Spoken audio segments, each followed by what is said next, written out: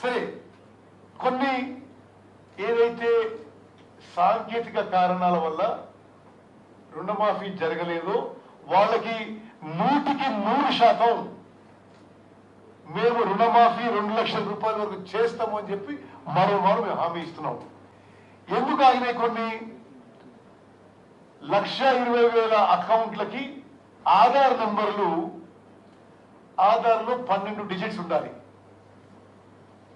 కొన్ని 11, కొన్ని 13 డిజిట్స్ ఉండగా అవి సవరించుకోవడానికి మేము ఒక ప్రక్రియ మొదలుపెట్టాం. Aadhaar numbers were not correct.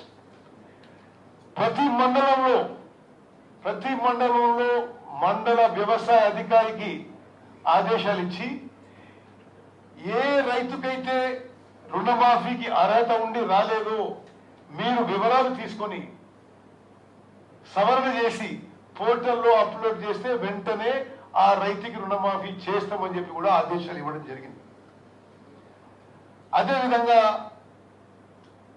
161,61,00,000 కేసుల్లో ఆధార్ కార్డులో లోన్ అకౌంట్ లో పేరు వేరువేరుగా ఉన్నాయి.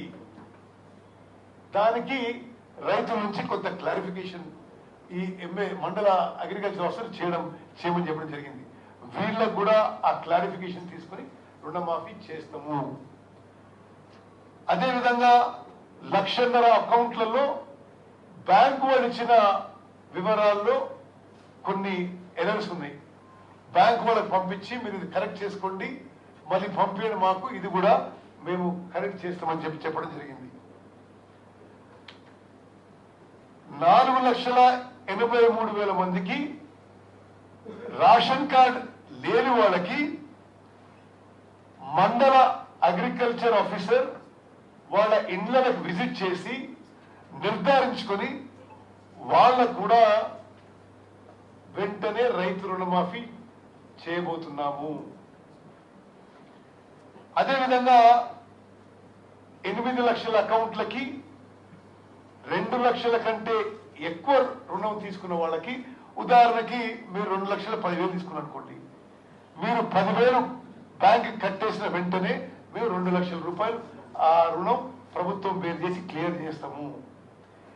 నేను మీకు వివిధ ఉదాహరణలు ఎందుకు ఇచ్చినంటే, ఎటువంటి సాంకేతిక లోపాలున్నా ఈ ప్రభుత్వం అన్ని రైతు కుటుంబాలకి, ప్రతి కుటుంబానికి 2 లక్షల చొప్పున రుణమాఫీ చేయడానికి కట్టుబడి ఉన్నాం. ఇది ఈ ఎక్సర్సైజ్ కొనసాగుతుంది.